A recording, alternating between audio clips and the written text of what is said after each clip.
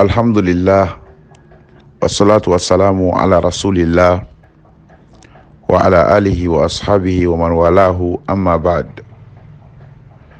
An balimaw, an bɛ Alahu Taala tanu, an bɛ Ala fo k'Ala barikada, sɔli ani nɛɛma caman k'a deli Ala fɛ a ka kɛ kira kan sallallahu alayhi wa sallam, a n'a ka sahabaw a n'a dungew ani maa o maa tugura Ala kira kɔ fo ka se alikiyama don ma.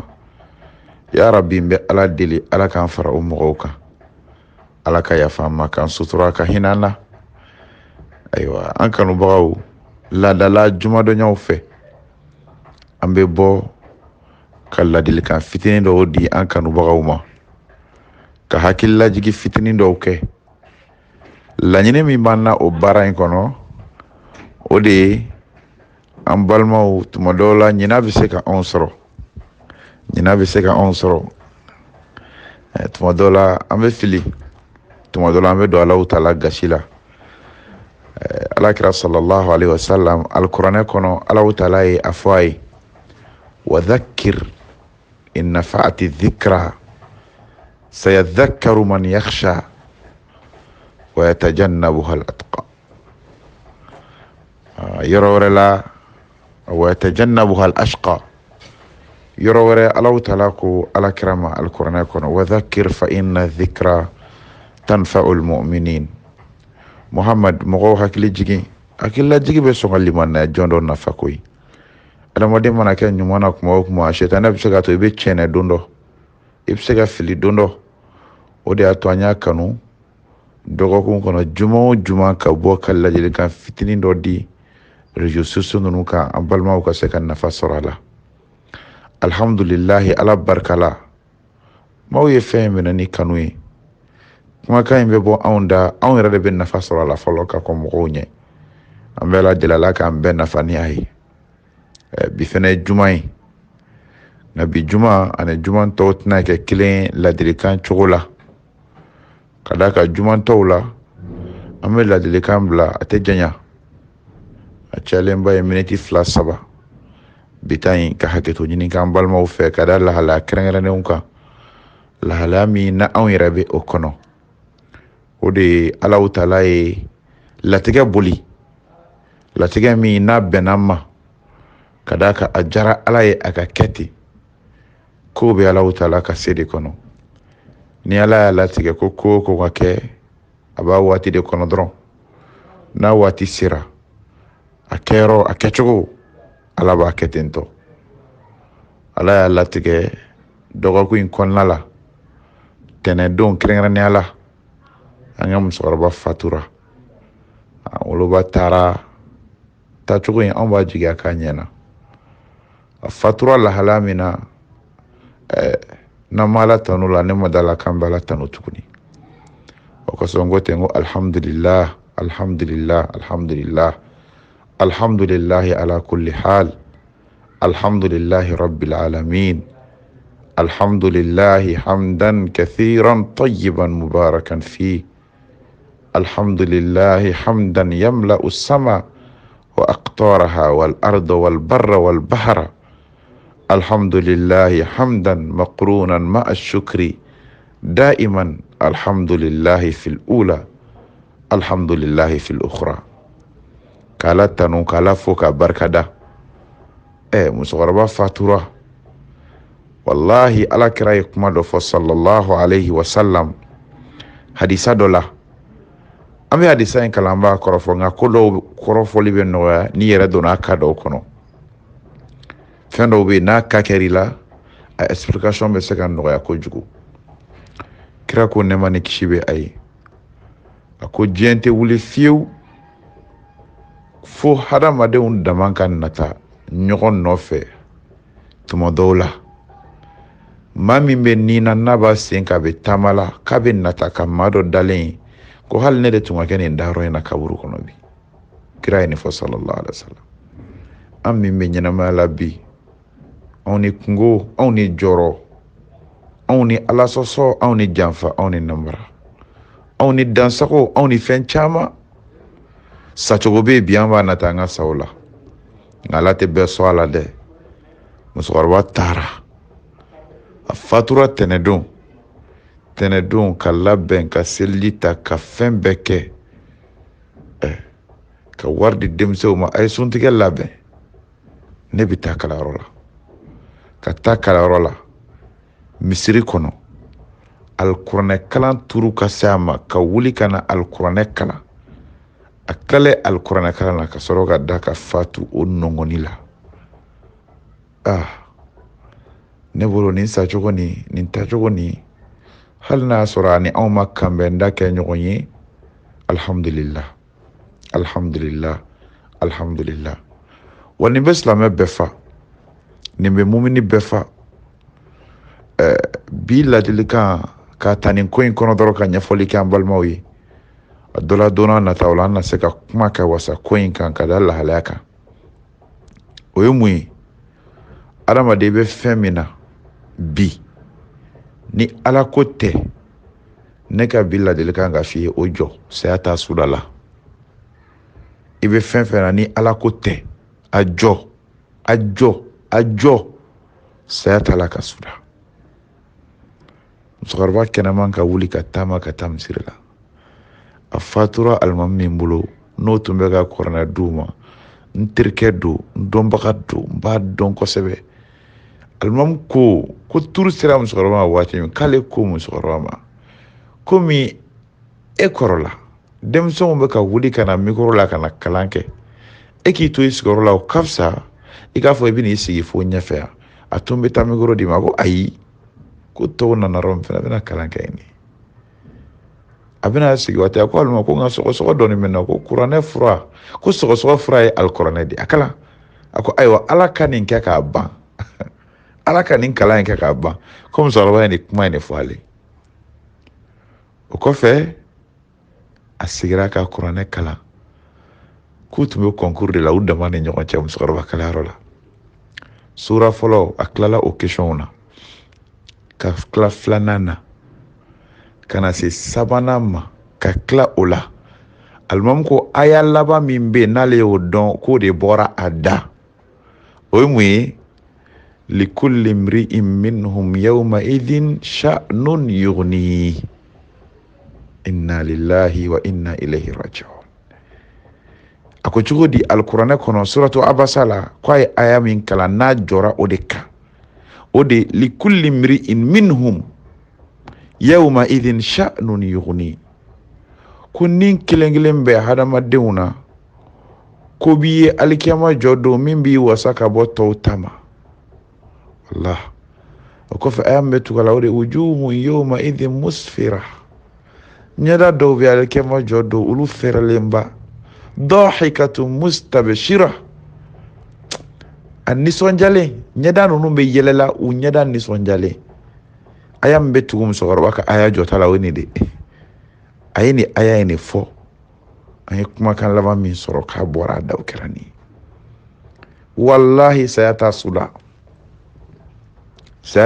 dɛ leçon fɔlɔ filɛ ne ye min faamu ko in na ale taara taacogo min na bɛɛ bɛ se ka taa o taacogo la sira jumɛn fɛ i kɛnɛman ka se ka bali ka taa o bɛ se ka kɛ bɛɛ la nka a bɛ n'e sɔrɔ lahalaya jumɛn na ala de b'o dɔn e bɛ min na e b'o dɔn ni ala cɛ ne bɛ min na ne b'o dɔn ni ala cɛ yala ni saya ye anw dɔ la kelen sɔrɔ bi o juste an labɛn nin tagali kama wa question hakilima bɛ min ka yɛrɛ o ye nin de leçon fɔlɔ filɛ dɛ an kelen o kelen an k'a dɔn an ka segin k'a dɔn an ka ɲɔgɔn hakili jigin saya t'a la k'a suda tuguni kelen a filanan dun ye mun ye o de adamaden mana ɲɛnamaya kɛ fɛn min kan i bɛ sa o de kan man asha ala shay'in mata alayhi ni adamaden ɲɛnamaya kɛ fɛn min kan i bɛ sa o de kan adamaden dɔw sara k'u to dɔnkilida la dɔw sara k'u to haramu afɛriw kan dɔw sara k'u to dansago la dɔw fatura k'u to sinjitigɛ la dɔw yɛrɛ fatura k'a to ala ko kɛnɛ kan n b'a jigiya k'a fɔ an bamuso ta kɛra o kɛcogo la ka fatu ala ko kɛnɛ kan, ka fatu ala ko la, ka fatu k'i to ala ka sira kan. Maa si t'o sɔrɔ fo ni maa min y'a ka ɲɛnamaya kɛ ala ko kan. Bi Allahu Taala ta kɔfɛ fɔlɔ ne tun bɛ wele Abubakar, bi mɔgɔ bɛɛ ko Ustaz Tolo. Wa ma ana wallahi illa hasanatun min hasanatiha. Men kale Allah ne ma foyi kɛ ale ka ɲumanya de résultat filɛ bi. Ne ma ɲina n bɛ bɔ ko kalama waati min, n bamuso tun bɛ n sigi kan kalan sura min na. A ma kalan jan kɛ dɛ, a tun bɛ min kalan musokɔrɔba kalan depuis fitini. A tun bɛ n diyagoya n k'o de kalan a kɛrɛfɛ, o ye suratu mulku de, tabaraka alladhi biyadihil mulku. Hali sini ni sera sura n b'a fɔ ten, n ko ne ye nin sura kalanba de bolo. Alhamdulillahi rabbil alamin. Bi n'a fatura k'a to alikuranɛ kalan de la, wala kuranɛ kalan bannen kɔfɛ k'a fatura, a jara ala ye, a kɛra ten, a y'a ka ɲɛnamaya ko de k'a ma bali ne la kelen. Et puis an bɛ baara min na an k'a dɔn saya bɛ se ka an sɔrɔ o kan. Fɛn min ka di ye ɲɛnamaya in na saya bɛ n'i ta k'i to de la, kelen. A filanan wala a sabanan, o de ye an bɛɛ lajɛlen k'a dɔn k'a fɔ adamaden ma n'i ka ko kɛ ala ko kan, n'i balola ala ko kan, n'i fatura ala bɛ jɔn karaba u ka duwawu k'i ye. Ala, maa minnu bɛ yen n'u ye ne wele, minnu bɛ yen n'u yɛrɛ kɛnɛ kan, minnu bɛ yen n'u ye duwawu kɛ, délégation minnu bɔra jamana kɔ kan, jamana kɔnɔ kan na, ni nin ma maa min fa foyi t'i fa, alhamdulillah rabbil alamin. Ladilikan dɔ ka di n balimaw ma, an kanubagaw ma, k'a fɔ adamaden min mana ala ta, i mana ta ala bɛ jɔn karaba ka bila ye. A y'a to an ka ala ta ɲɔgɔn fɛ. Kuma kuncɛ la, ale taara nin ta cogo min na, n'an bɛ kabala la, dɔ wɛrɛ kɛra tuguni min yɛrɛ fana ye kabako wɛrɛ ye. Kunungo alamisa ka dugu jɛ bi juma na, an ka alimamu dɔ bɛ yen jamana in kɔnɔ, alikuranɛ dɔnniya Allahu Taala y'a kalifa la, al-imam Yakub Bakayoko. Mali la ale de tun bɛ wele ko kuranɛ ordinateur. Foyi tun t'a la, a ka kɛnɛ ka sigi ka kuma ni balimaw ye, ka kuma, ka bilasiralikanw di, ka walandaw di. Alikuranɛ jɛturaba tun don an ka jamana in kɔnɔ, ka tila o la fitiri ni safo cɛ. An yɛrɛ ye kunnafoni dɔw sɔrɔ, kunnafoni dɔw sera an ma k'a ka walanda laban minnu bɛ n'o dira, o dɔ de kɛra saya kan ani sabali saya kɔfɛ. Ala y'a latigɛ, nin kɛra fitiri ni safo min cɛ.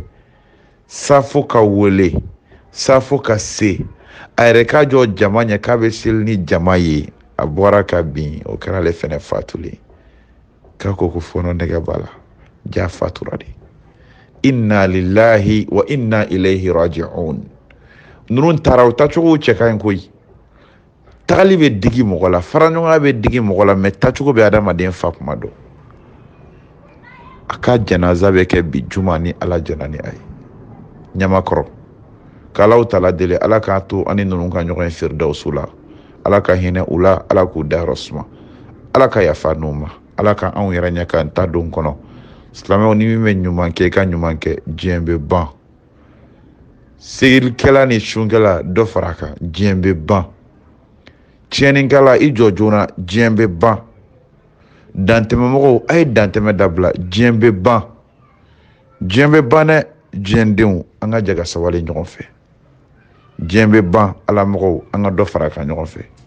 K'Allahu Taala deli ala ka hinɛ n'u bɛɛ lajɛlen na, ala ka yafa n'u bɛɛ lajɛlen ma, ala ka n'u bɛɛ lajɛlen dayɔrɔ suma. O ye an kɔ min na ala k'o nɔgɔya, an n'u bɛna taa jɛ min na ala k'a nɔgɔya, ala ka saya k'a n'u ma lafiya ye, bada dali k'a kɛ hɛrɛ kɔnɔ, ala k'o nɔgɔya n'u ye. Diɲɛnatigɛ in bɛ taa ne, karisa taara, don dɔ turu bɛ se i yɛrɛ ma nin cogo la. Nka i bɛ taa da yɔrɔ min na, i ka baarakɛlaw bɛ taa da olu de cɛ la. La dara lil mar'i ba'da al mawti yaskunuha illa alladhi kana qabla al mawti baniha fa in banaha bi khairin طاب مسكنه وإن باناها بشر خاب بانيها. ko so foyi tɛ adamaden bɛ sigi min na fo n'a kɛra i ye baara min kɛ ka kɔn i tali ɲɛ o so kɔnɔna kɔ. ala ka an ka baaraw kɛ ɲuman ye, ala k'an ci ɲuman na, ala ka hɛrɛw caya, ala ka yafa ma. aya abidu kam yaraka allahu asiyan harisan ala dunya walil mauti nasiya anasita liqa allahi wal lahda wa thara wa yawman abusan tashibu fihi nawasiya. لو أن المرء لم يلبس ثيابا من التقى تجرد عريانا ولو كان قاسيا. ولو أن الدنيا تدوم لأهلها لكان رسول الله حيا وباقيا.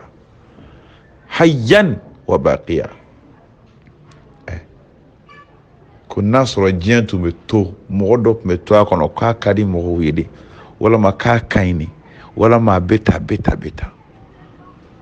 ni diɲɛ tun bɛ to dɔ ye dɛ lakana rasulullahi hayyan wa baqiya. ko san tun b'a sɔrɔ ala kira tun bɛ ɲɛnɛma n'a b'an cɛla. a bɛ ban, a kɔnɔfɛnw bɛ ban, jurumukɛlaw ka jɔ, ɲumankɛlaw ka dɔ fara ɲuman kan, diɲɛ b'a la k'a nɛgɛ. ala ka hinɛ an ka musokɔrɔba bɛɛ la, musokɔrɔba caman an kanubagaw la, an dɔnbagaw la u fatura. cɛkɔrɔba caman an kanubagaw la, an dɔnbagaw la u fatura. an teriw n'an jɛɲɔgɔn dɔw bɛ yen u y'an kanu, an n'u jɛra u fatura. an yɛrɛ b'a la ka taa yɔrɔ ma u taara yɔrɔ min. ala k'u bɛɛ lajɛlen da yɔrɔ suma, ala ka yafa n'u ma, ala k'an ɲɛ k'an ta don kɔnɔ, ala ka saya k'u ma lafiya ye. olu taara ka tɔ to anw de bolo. ayiwa n'an bɛ min kɛ an k'o de kɛ sisan. ala ka hinɛ an bɛɛ la, ka yafa an ma, k'an sutura. ni Alahu Taala jɛna ni a ye don n'a nataw la, an na hakililajigi kɛrɛnkɛrɛnnen kɛ. ala k'an bɛɛ sutura. Salamu alaikum warahmatullahi wabarakatuh.